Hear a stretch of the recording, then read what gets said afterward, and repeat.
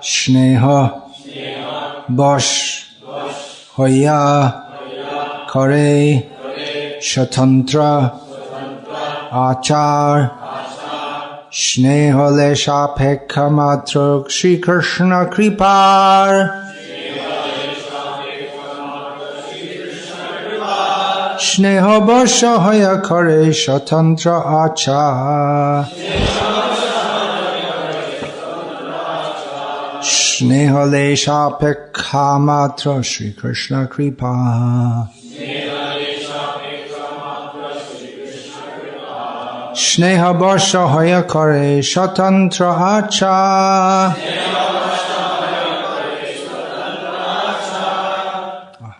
Translation. Lord Krishna's mercy is dependent only on affection. Being obliged only by affection, Lord Krishna acts very independently. Purport. Lord Shri Krishna, the Supreme Personality of Godhead, is merciful, but his mercy does not depend on mundane rules and regulations. He is dependent only on affection and nothing else. Service to Lord Krishna can be rendered in two ways. One can serve the Lord in affection or in veneration. When service is rendered in affection, it is the Lord's special mercy. When service is rendered in affection, it is the Lord's special mercy. When service is rendered in veneration, it is doubtful whether Lord Krishna's mercy is actually involved. If Krishna's mercy is there, it is not dependent on any prescribed caste or creed. Sri Chaitanya Mahaprabhu wanted to inform Sarvabhauma Bhattacharya that Lord Krishna is the spiritual master of everyone, and he does not care for mundane caste or creed. Therefore, Sri Chaitanya Mahaprabhu cited the example of Lord Krishna's accepting food at the house of Vidur, who was a Shudra by birth.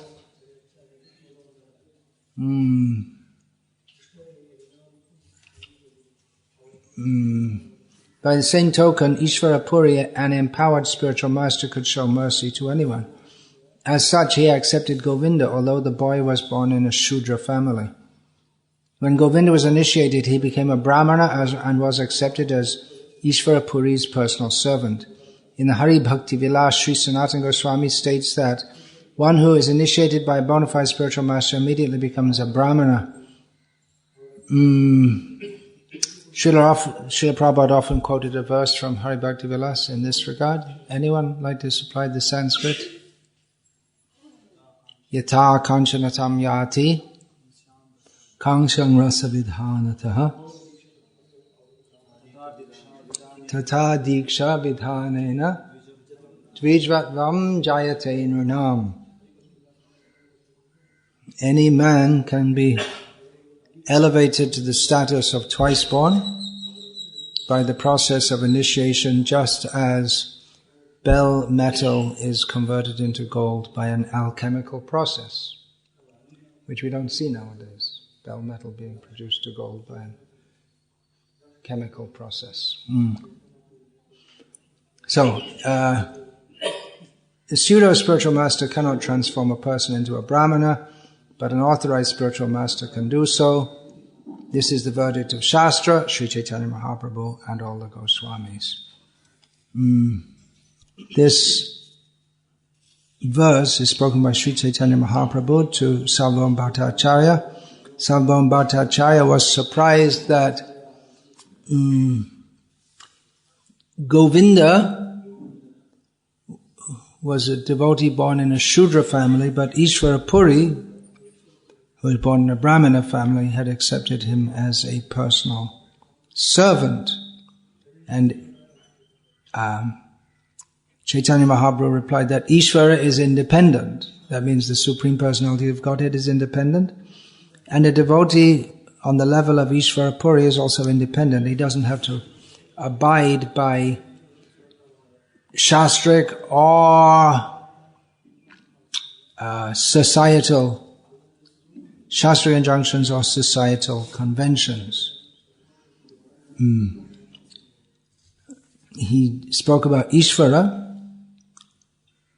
the Supreme Lord, and now in this verse he specifically speaks about Krishna.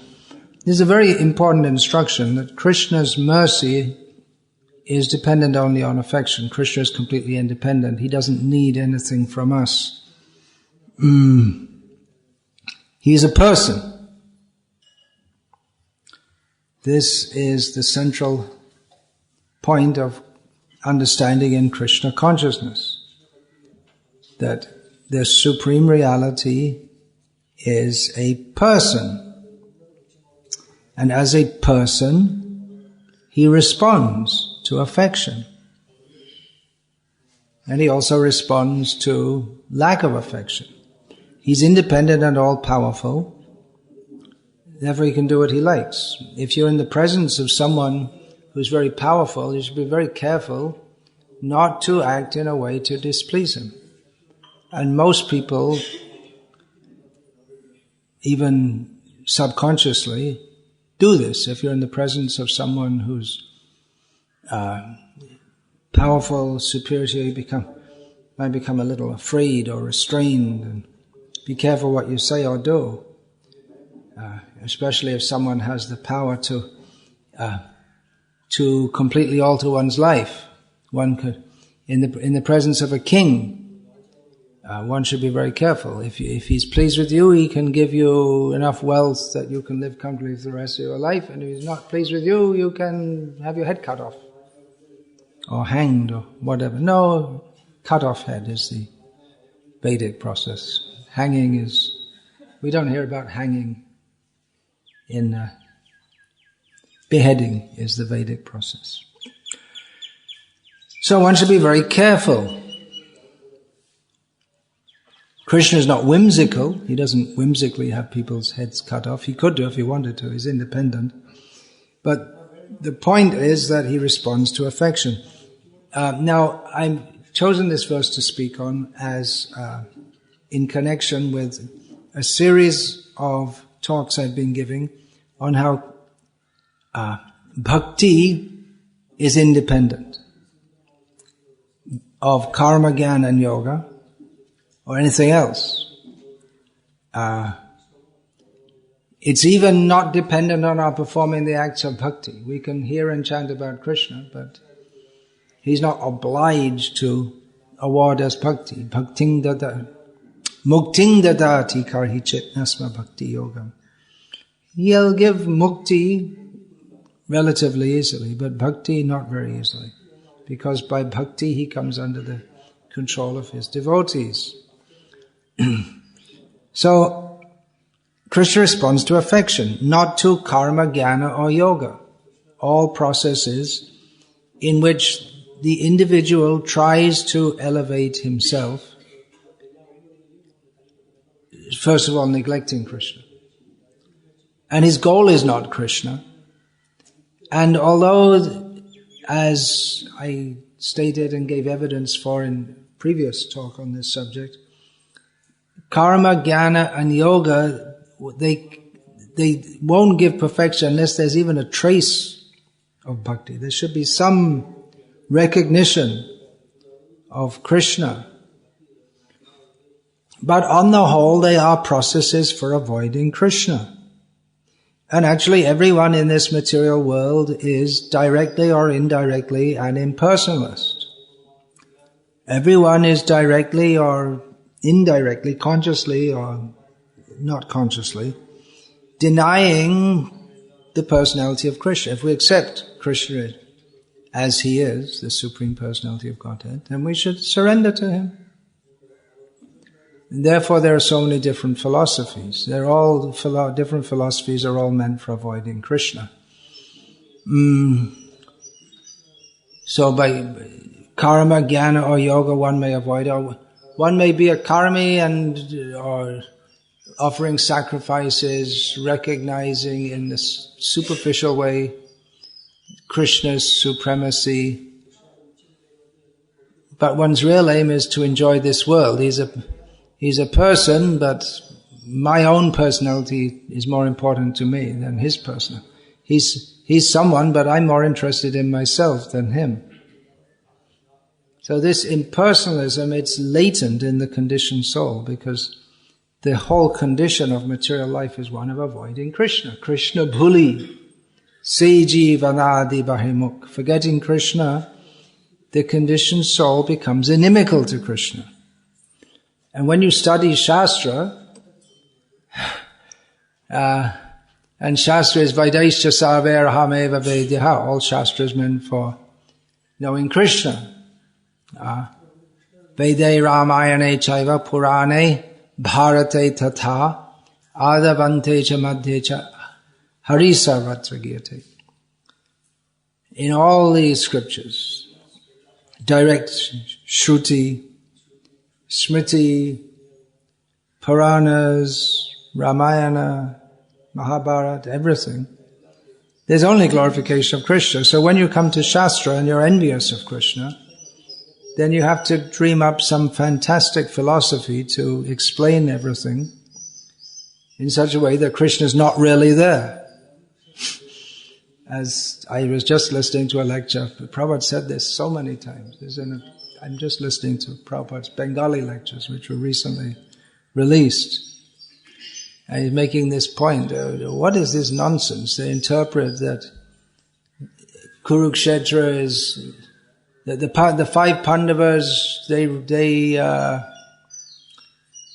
represent the five senses, and Kurukshetra is the body. What is this? The station is there, Kurukshetra. It's still there. And Krishna is a person, the whole Mahabharata, he's there. And you try to explain him away to be something impersonal. So it's simply enviousness of Krishna. So Krishna doesn't give his mercy to the karmis, gyanis or yogis in this. Well, he gives it. He gives it in the form of repeated birth and death. Or even liberation, superficial liberation from birth and death. That's what you want? Okay. You're such a fool? Take it. But it is foolishness. This should be understood. It is foolishness. What is this? By doing karma, you'll do big sacrifices and go to heaven. But Krishna is the greatest karmi. Why don't we recognize that? Maya adhyakshena prakriti. But the whole material cosmos is going on by his supervision. And we can be like some criminals in trying to grab a little bit for ourselves, as if it's our own property. Or Jnani, Krishna is the greatest Jnani, Krishna is the greatest yogi. Why don't we just recognize that? And then forget all this independent karma, jnana and yoga and just surrender to Krishna. But instead, this competing with Krishna. I did so many sacrifices. What is that in 16th chapter?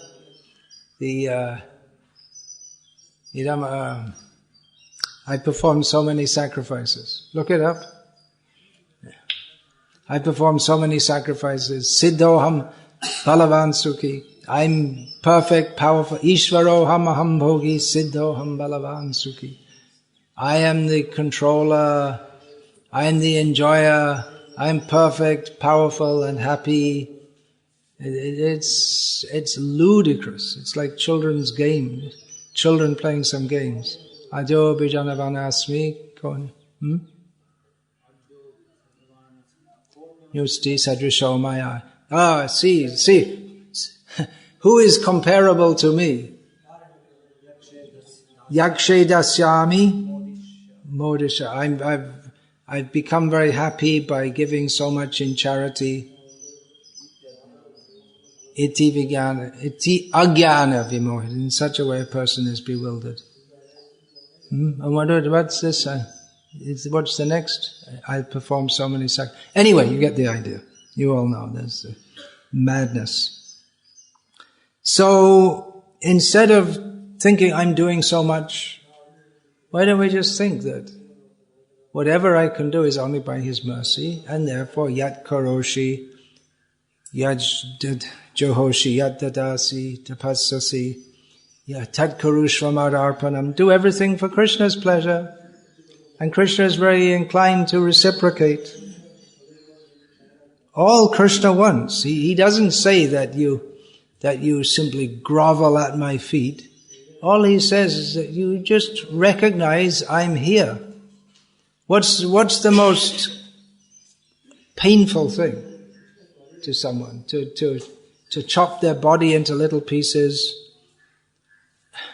That's painful, no doubt. But just to ignore someone.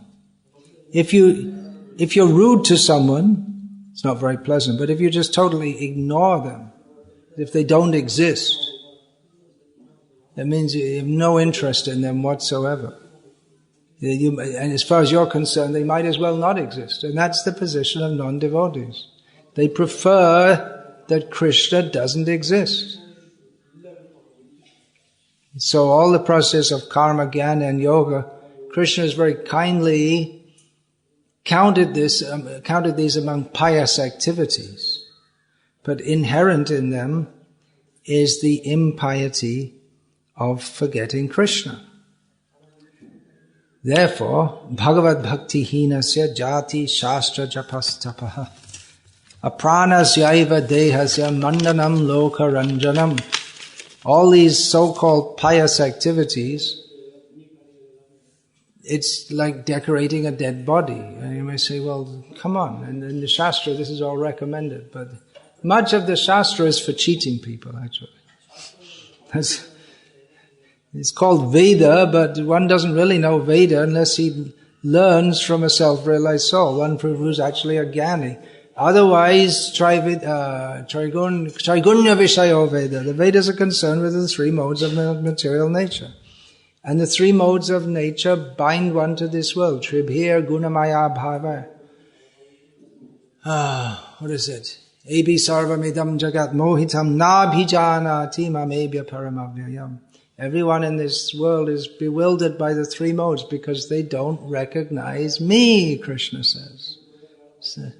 So one may be bound by gold cords or by silver cords or by iron cords, but we're all bound in this material world by the modes of nature, by forgetting Krishna. So this is a stark example. Imagine if you see someone very nicely dressed in the shop windows. Now they started doing this in India also. They have some mannequin. Prabhupada used to use this term.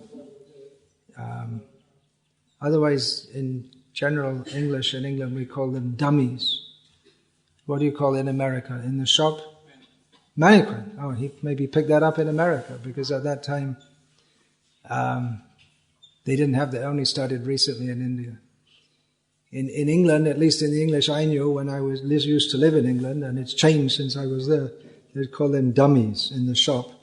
And then they put clothes on. It's with the idea that you will look something like this if you wear these clothes, so come inside the shop and buy them.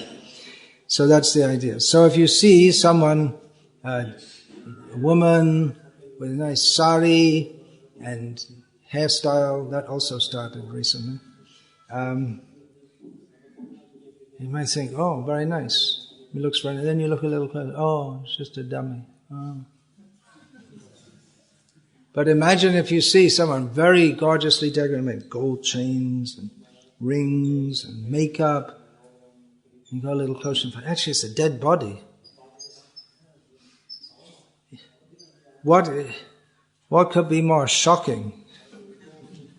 If you think, oh, I'd like to go and embrace. Oh, then you understand it's a dead body. So, a living body can be attractive if it's young and good looking and decorated. A living body is often attractive. But no dead body is attractive, except maybe to vampires and those doctors who do those, what is it, post-mortem, what's that called? When autopsy, yeah. And they think, oh, great, dead body, good, now we can cut it up. And you get excited about it, but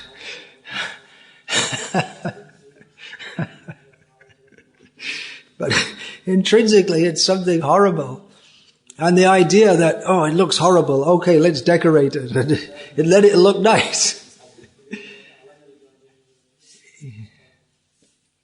it's absurd.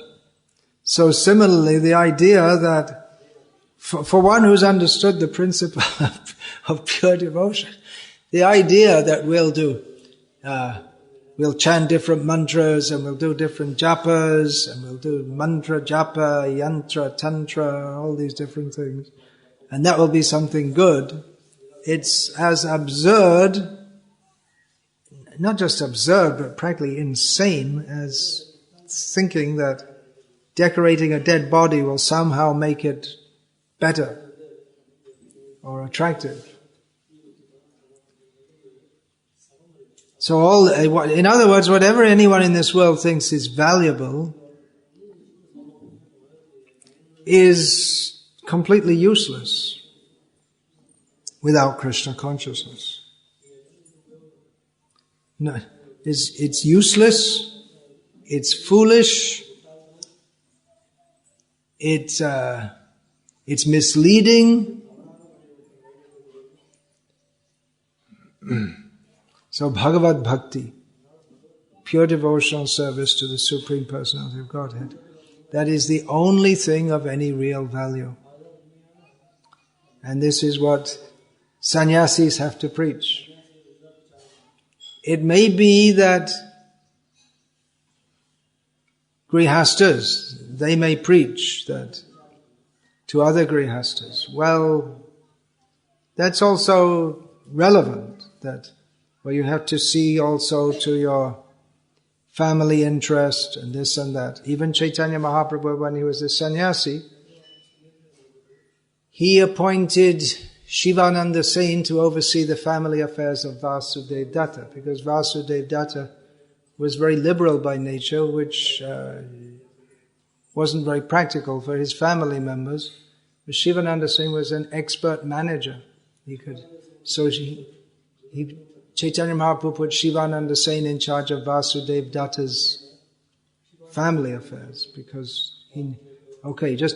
anyone comes, just don't give them all the money you have, or you need to oversee your family property. But a sannyasi, his business is not to preach is to present the ultimate point. It may be for grihastas. Yeah, you have to make some allowance, this, that. Not maybe, should be. They should be responsible also in their family affairs. But the sannyasi is especially meant for preaching that, okay, you be responsible in your family affairs. But remember, family affairs, it's not intrinsic to the soul. Entanglement in family life is the cause of bondage in this material world. It is possible to be Krishna conscious in family life and to dovetail everything, but at the same time, you don't take it that just because I'm living at home and I'm chanting Hare Krishna, that I'm on the level of Bhaktivinoda Thakur. It's not just a matter of being a householder and being in Krishna consciousness. One has to actually cultivate that mood of manasa deho geho jo kichumo apilun tua pade nanda kishore, of offering everything to Krishna. So that Bhagavad Bhakti is the only auspicious path, actually auspicious. This should be understood by everyone, not just by sannyasis. It should be understood by everyone. And what is the difference between actual bhakti, pure devotion, mixed devotion, offenses in devotion? One should understand all these points. Another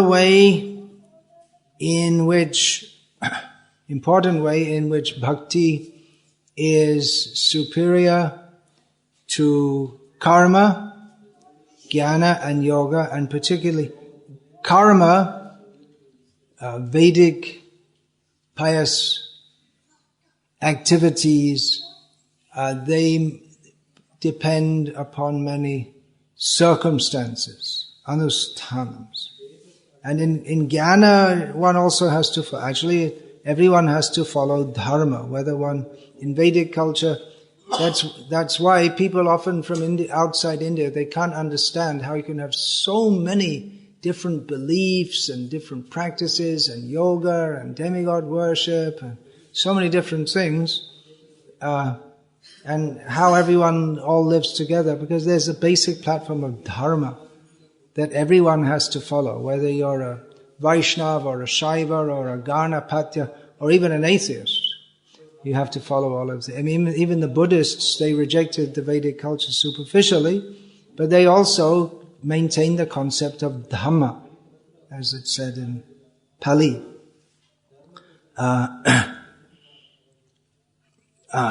So how one has to act, and particularly there are so many rules to regulate life in Varnashram society. As I said in Somnath, some devotees are upset by this book, Women Masters or Mothers. They're going to become a lot more upset with other books I'm going to write, because due to the content. Because if we're talking about establishing Varnashram society, there are actually many, many rules to follow which govern all kinds of things which people in the Western world can't even imagine. Just like how to build a house according to Vastu Shastra, and then where the kitchen should be, where everything in the kitchen should be. It's not the essence of bhakti, but it's all helpful, and all bhaktas until recent times always followed these things. All Vishnu temples are built according to... So that's just one example. And there's so many rules and so many things to do. But without bhakti, it's all useless. Ultimately, it's useless. It's useless in as much as it doesn't bring us to the proper... It doesn't in and of itself bring us to the proper goal. Its usage is that it also prevents us falling down into grossly animalistic life, and gives a platform of piety by which we can become more open to accept Krishna consciousness. So indirectly it has some usefulness. As we find in India today, even though people are very fallen from the platform of dharma, mostly due to ignorance, they don't know, but they have an inclination toward this way of life. And in our meetings of our Varnashram Gurukul meetings, I want to stress this more and more, because it is something which many Indian people, devotees and non-devotees, will pick up. Even if they don't pick up on Krishna consciousness, because they may be Mayavadis or Sai Baba worshippers or whatever. But many will very much appreciate the point that we should do everything in the traditional Indian way as much as possible. And traditional Indian way means according to the Varnash, I'm not talking about the Brahmana, Kshatriya, Vaishya, Shudra, but the daily activities. But another point about bhakti is that it doesn't depend upon these things. If you, in central London, if you purchase an ex-gay bar, which I'll explain to you what that means. Bar means, actually in English it's called a pub. That word has entered the vocabulary in Bangalore, not in Salem yet. Pub means a place where people go to drink mostly beer. And it's called a bar in America. And gay means homosexual. There weren't any gay pubs when I was a kid. England's changed. So anyway, the devotees purchased, the gay bar moved to next door. So we have our temple there in an ex-gay bar. And we made it a temple. So you can't do that in Vedic culture. First of all, you can't have a gay bar in Vedic. You can't have a bar in Vedic culture. What to speak of a gay bar?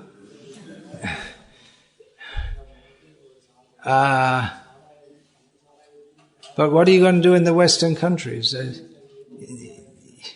That's why it's said that one should not, if one crosses over the ocean, one is fallen by association, by just going to such a. Why would anyone want to go to such a place? Well, actually, people did go for trading. we'll find. They went, this Bhatt, what are they called? Bhatta, I think they're. Bhatia community.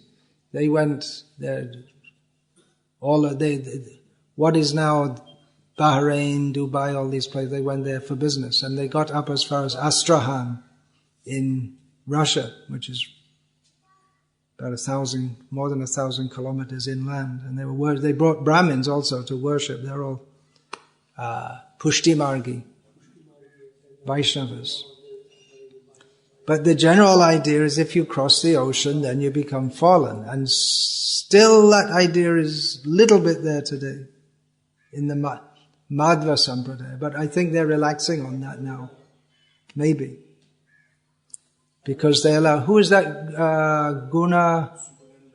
Sugunendra Tirtha? He went overseas and he still did his pariyai. So that means they allowed it. Yeah.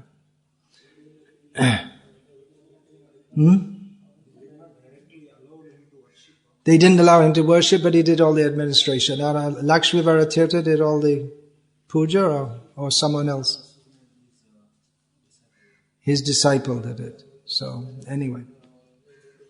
There's still some idea like that. So the idea is that there should be a proper place. If you're going to do a yajna, you have to select a place, a pure place on the bank of a river. Is generally a very good place, sacred river, and then you have to plow the land,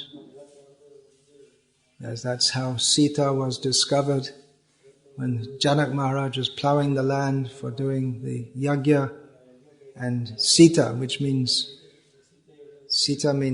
when you plow the land and it becomes like this, called a furrow in English, but I don't think you know that word. And she was found in a furrow, so Sita. She was found like that. So many considerations. For performing a yajna, you have to have proper brahmanas, and proper brahmana means they have to be in a proper family, and the garbhatan sanskar, all sanskars must have been given. They must have had the education. They must be able to pronounce the mantras absolutely perfectly, for which purpose there is a priest who acts as a referee. What's that one called? Udgata, is it? The one who checks, does the checking. If anyone makes a mistake in the mantra, he makes them go back and do it. And pronunciation, the pitch also, the tone in which it's da da da da da. You know this? And then, but it has to be absolutely correct. There's so many they have to be completely pure in their life. Then on the individual level also, one has to rise early, and so many things. When you get up, say a mantra to the earth. Everyone used to do this. Just before you put your foot on the earth, because it's offensive to put the foot on the earth, who is the consort of Vishnu. She's our mother, but she's also... So like there's so many rules to follow. But in bhakti, it's not dependent upon that. In karma, jnana or yoga, if you make a mistake in this, then you're messed up. You won't get the result.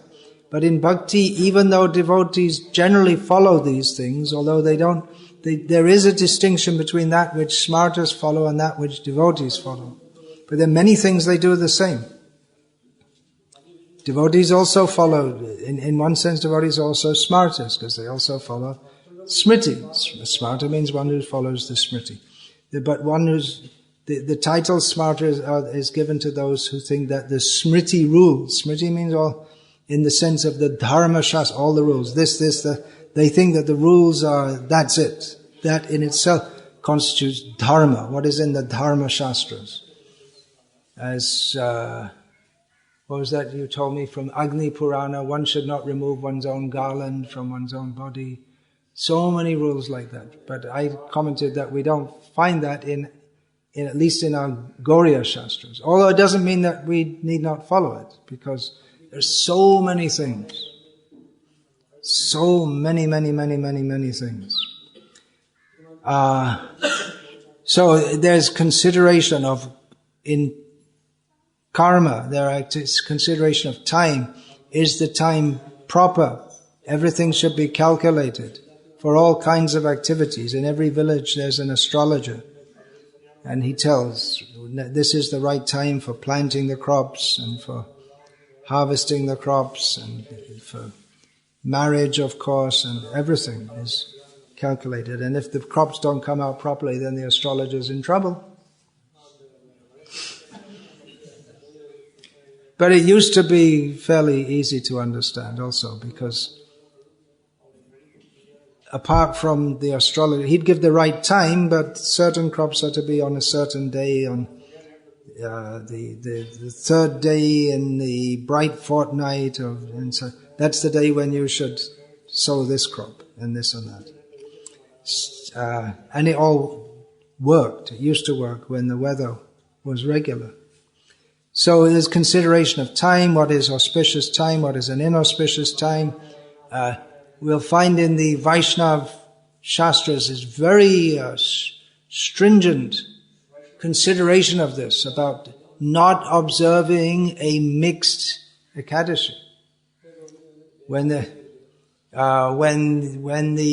Tithi overlaps, when two Tithis overlap, one shouldn't follow Ekadashi. It's very dangerous. You go to hell. So one should know all these things. That consideration is there in Vaishnavism. So there is some consideration of time, just like we have time. Shouldn't make this class go on too long, because you'll have to take grains after. But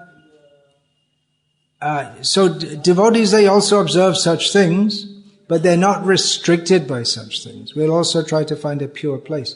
We won't like to have a temple next to a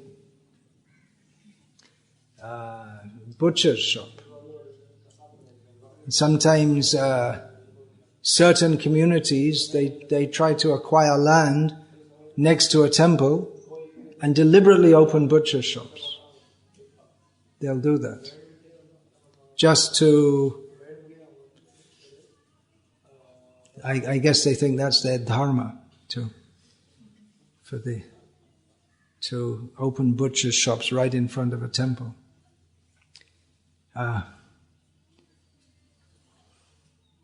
So Desh, Kal, Niyam Nahi. What is that about the holy names? Chaitanya Mahaprabhu said that Kayate Shuite Jata Tata Nama Loi Desha Kala Niyam Nahi Sarva Siddhi Hoy. That there's no, even when you're eating you can chant the holy names. You can't chant Vedic mantras, Sri Sukta or any such thing while eating. There's a time for eating and there's a time for chanting, Sri Sukta, Purusha Sukta, Vedic mantra.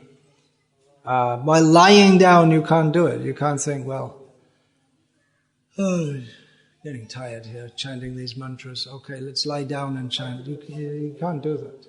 You shouldn't do it when chanting japa also. But one can chant the holy names while lying down. It's not a recommended process, but you can do it. In any circumstance, one can get all perfection by chanting the holy name, without consideration of desh, kal or niyam, without consideration of is the place pure, is the time pure, rules and regulations to be followed. All perfection can be achieved. So there's consideration of time, place, candidate. Who is a proper person? Who is the proper person to be the priests in a yajna? They have to be qualified brahmanas. And it's so technical that different priests will chant the mantras, someone will check the mantras, and someone is expert in making the what's that called?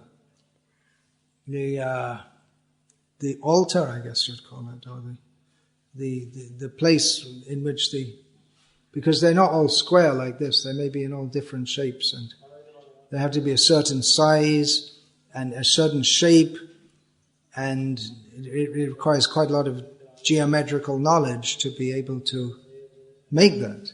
You have to be expert in geometry to make something which is the right size and the right shape and everything. So they're all, and then who's qualified to be the yajaman in a big public yajna? The king, not everyone. It's not, if a Shudra becomes rich, he can't say, well, now I'm going to do a yajna. He's not I call the brahmanas and we'll do a yajna. No, the money has to be earned or acquired. The kshatriya, he can't just perform a yajna, but he has to rule over the populace in a dharmic way.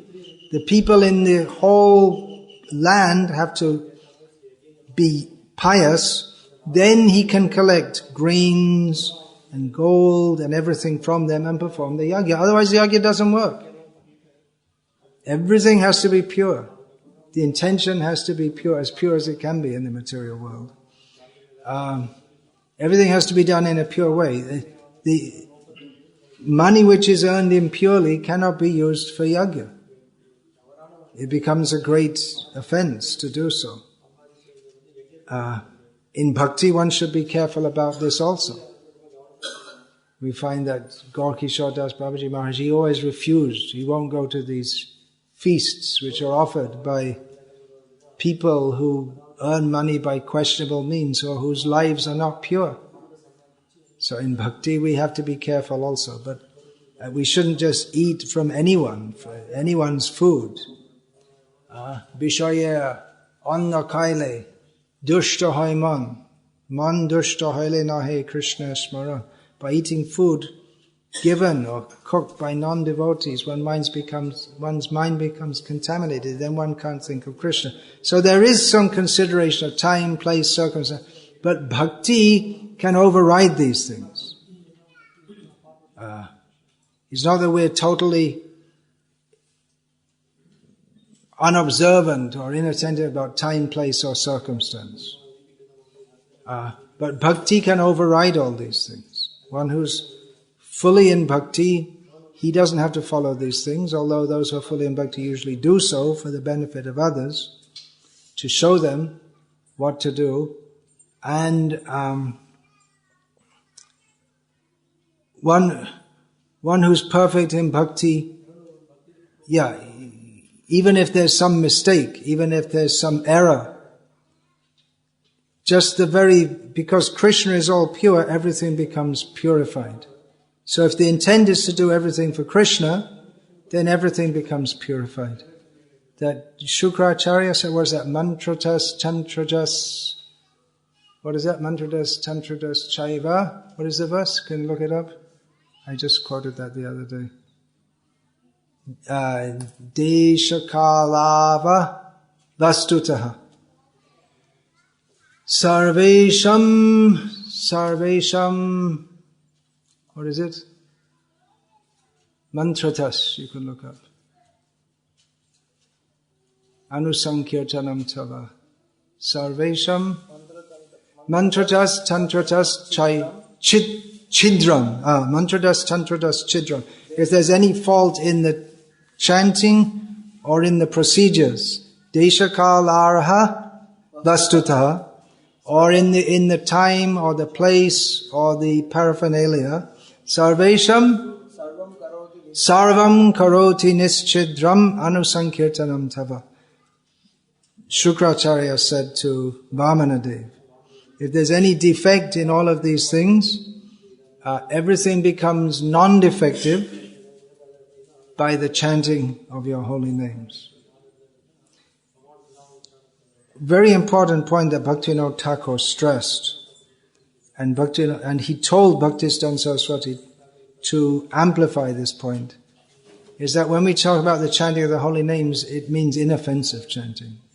It's not Chaito Darpana Marjanam doesn't happen just by chanting in any way. The attitude has to be one of wanting to be a pure devotee. There's a difference. It's not, if you chant, it is stated also, there's also that Sanketyam Parihasyam Va Stobam Helanava Evacha. What's the next slide?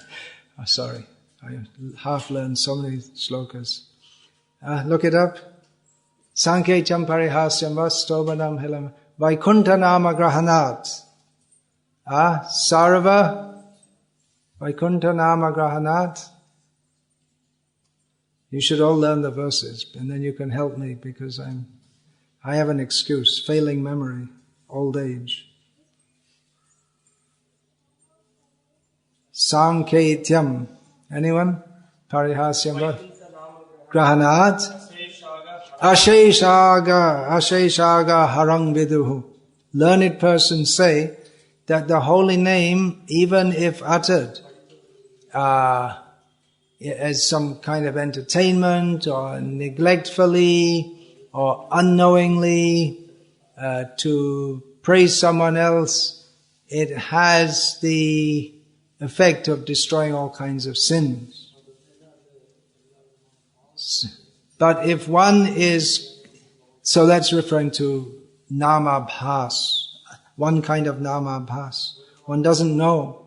One says, I'm going to the Laundarama in the Western world. I think it's an antiquated word. People don't say this, but a public place where you go for washing your own clothes. There are washing machines. You put the coin in, you put the clothes in, put the coin in, and then it all goes round and round inside the machine, and then you take it out after some time.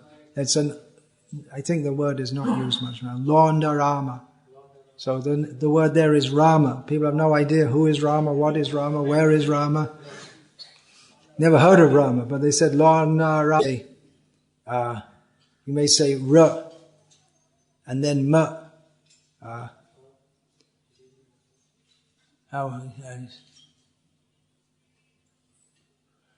How can we say that?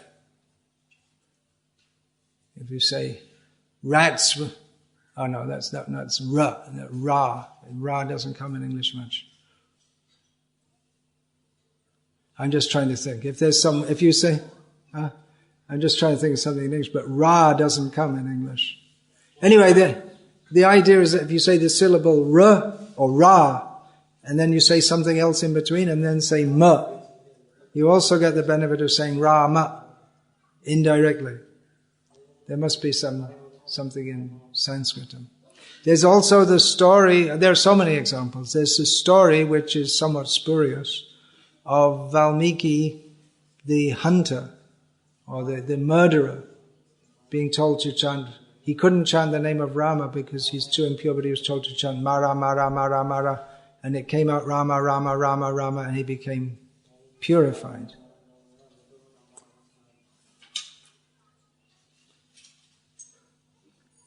So one in complete purity, bhakti. Yeah, bhakti is not dependent upon these things. And a pure devotee, in any time, place or circumstance, he can remember Krishna. One may not be able to perform all the activities properly. In deity worship, there are many considerations. But in remembering Krishna, there's no such consideration. And even if one cannot perform bhakti according to all the rules and regulations, like Gajendra, how could he perform all the rules and regulations? Even normally he couldn't because he's an elephant. And especially when he's got his foot held by a crocodile. How is he going? But he offered prayers. And he was delivered by Krishna, because Krishna reciprocated with the bhakti. So he may say, well, first of all he should have gone to a temple, and then he should have had the priest do a puja. He'd taken a bath, he'd done that much. But he hadn't put on tilak, and he was impure because he had all blood coming out of his foot. So he should have waited to offer the prayers, but Krishna accepted his prayers because it was offered with pure devotion. So, the material should be pure, even if somehow or other you could get a pure place. Actually, it's not possible. I was just going to say how you could get a pure place in India and anywhere in the world to perform yajna. From the ritualistic perspective, this whole country is contaminated at least by one thing, cow slaughter. The very fact that cow slaughter is going on in this country, the whole country is... As I often say, especially in Hindi lectures, that if in this country in 1 century there was one cow slaughtered, it would be a great, what's the word? Kalank. How do you say? Scar or black spot That's exactly what it means, black spot. On the whole country. But daily, thousands are being killed, and government is allowing it. So all of you who may want to vote in the upcoming elections, you may remember that Srila Prabhupada stated that don't give any votes to someone who will allow cow slaughter. So the whole place is contaminated. It becomes pure by the chanting of the holy names. But for ritualistic performances, they should all be stopped. Cow slaughter should be stopped. It's a very serious offense. So even if you get all pure materials, everything, the whole atmosphere is impure. Na desha niyamas chatra, na kala niyamas tata, no chishta dao nishedhascha, Shri Harer Namni Lubdhakaha. This is a quote from the Vishnu Dharmottara Purana, speaking to a Lubdhaka, which means a hunter. How can a hunter engage in Hari Bhakti? Someone from such a sinful background. So he's told, there's no consideration of place, rules, time. Again, desha niyam, kala niyam. There are no rules pertaining to place or time in the chanting of the holy names. So even without having everything all perfect, in karma, unless you have if you're doing a yajna or some ritualistic, everything has to be perfect. Otherwise, it's not going to work. But in bhakti, even if nothing's perfect from the material point of view, it cannot give all perfection. Because it depends, it's Krishna reciprocating with the devotee. Krishna makes so many rules to get people to follow them, and in this way regulate their life, purify their life.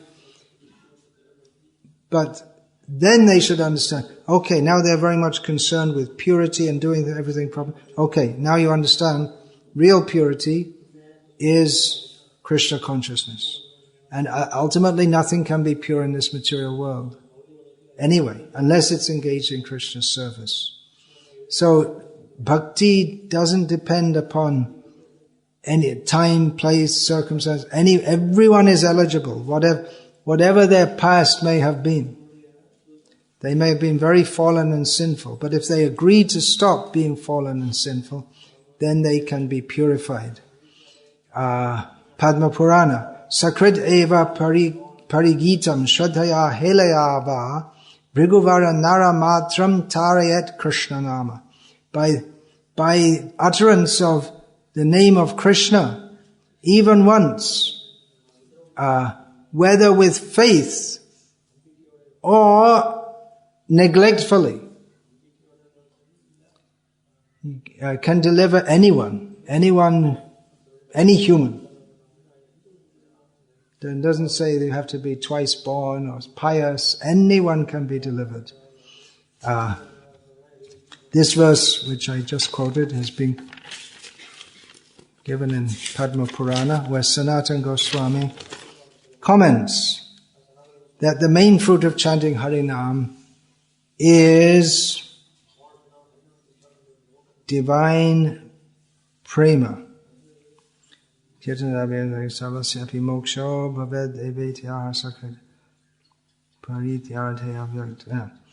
Krishna's name even once in any manner whatsoever can give liberation, but that is only a secondary effect. In the word parigitam in this verse, pari, the prefix pari can mean even or indistinct or even incomplete utterance of the holy names. So, Hare Krishna. I'll stop there because there's at least another hour's discussion on this. More points to be discussed on this point. Bhakti is independent and superior to all other processes. Hare Krishna. Anyone want to ask any question on this? It's all being covered in the series of talks, probably, whatever questions you have. Yeah, please. It seems that I'm actually wondering whether Srila Prabhupada is suggesting something when commenting on the verses in the story of the Dhamma. Every time the verse says that Bhakti calls his son, Narayana, at the end. When commenting, Srila Prabhupada almost always said that he had remembered Narayana by quoting or Bhagavad Gita, that at the end you should remember Narayana. But he obviously didn't remember Narayana. About Ajamil, Prabhupada says he remembered Narayana, the real Narayana. I believe he quotes Vishwanath Chakravarti Thakur that in that desperate situation he called out the name of his son, and remembrance of his former life's devotion to the Supreme Person, Narayana, that jogged that remembrance in his mind. Does anyone else remember that? I believe Prabhupada quoted that.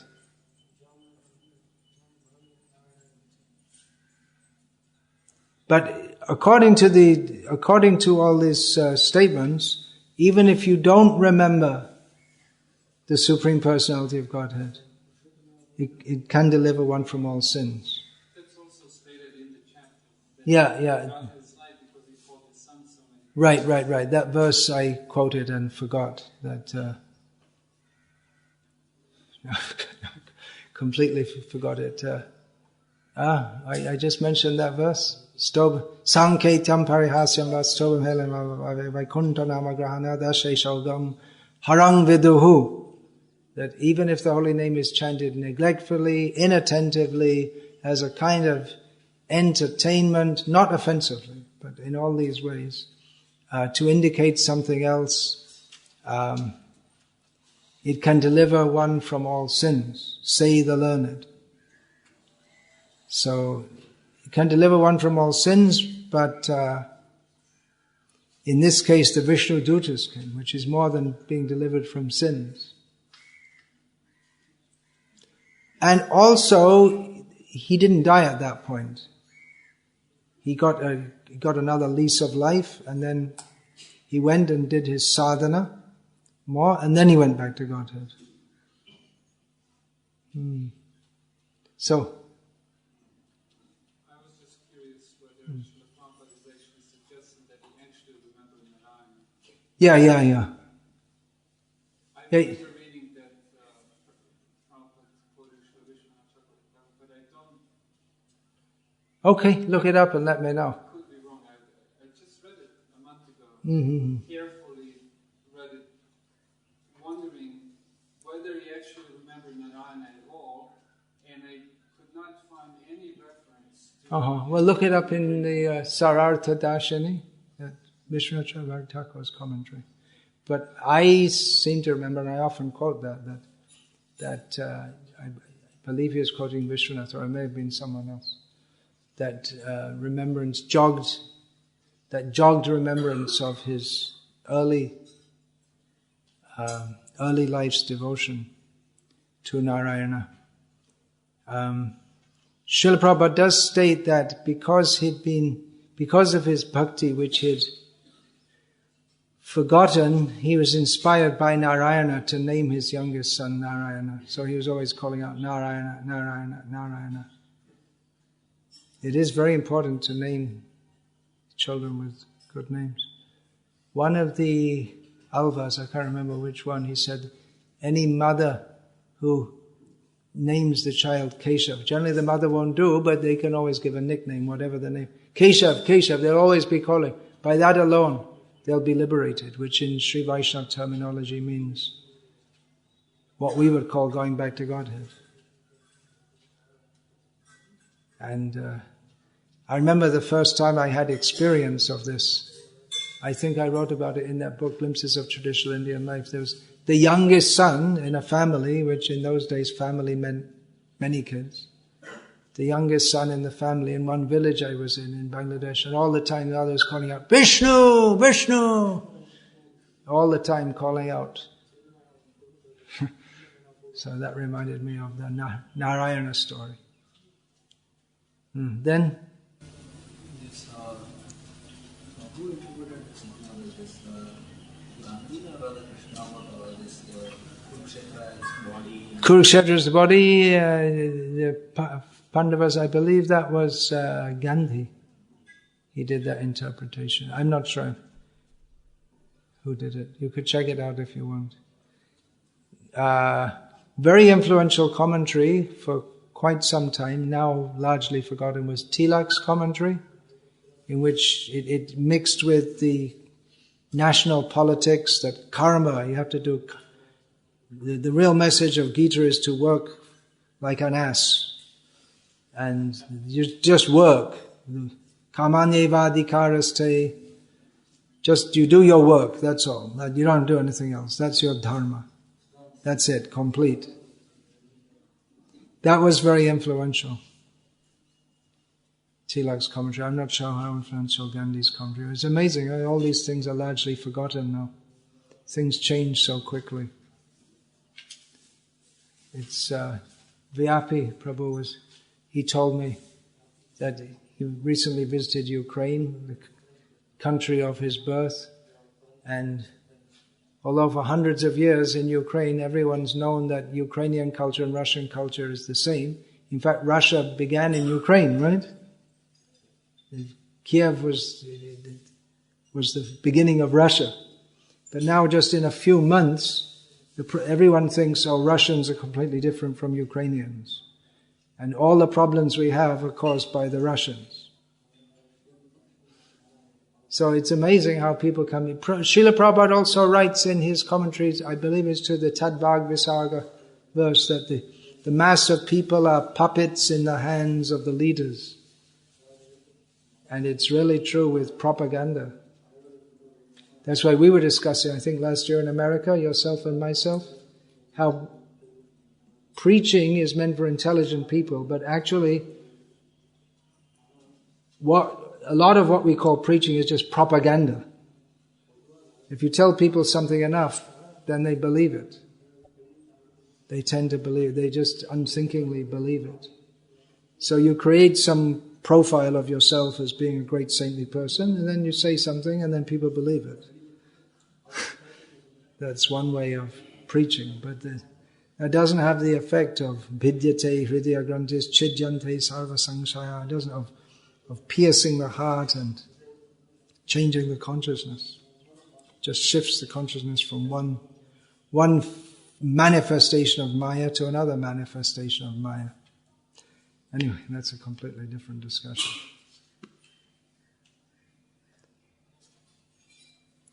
But it is noticeable, myself having lived in India for 40 years almost, India and neighboring countries, and how it's changed so much. How by propaganda? How the England I grew up in, if I meet anyone the same age as me, which I did recently, last time I was in Sri Lanka, I was on the plane. The plane had 3 passengers. There are only 4 seats in the plane. It's a tiny plane. So I was speaking with him, and the England we grew up in is different. They change everything by propaganda. Just change. Previously, people were put in jail for being homosexuals. Now, if you say anything against homosexuality, they put you in jail. So how things have changed. There are warnings when you enter the country, not now, maybe 2 years I saw in England, that be warned, if you say anything, any racist or homophobic comments could land you in jail.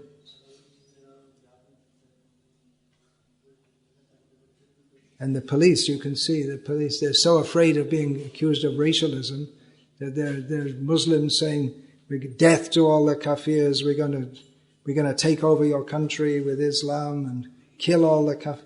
They have big placards and they're just standing there watching them. And then there's in one city in England, the police knew for years about a whole bunch of Muslims grooming young white girls for sex, but they just let it go because they're afraid of being called a racist. Absurd. Completely absurd. Now we're bordering on politics. We'll finish there.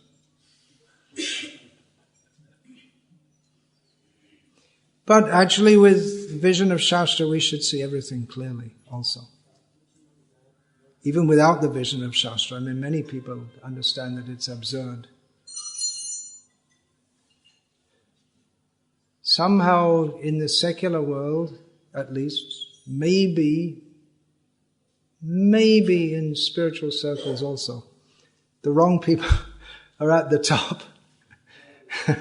And they're trying to change everything into what people don't actually want. But then they do change it, and then the people go along with it.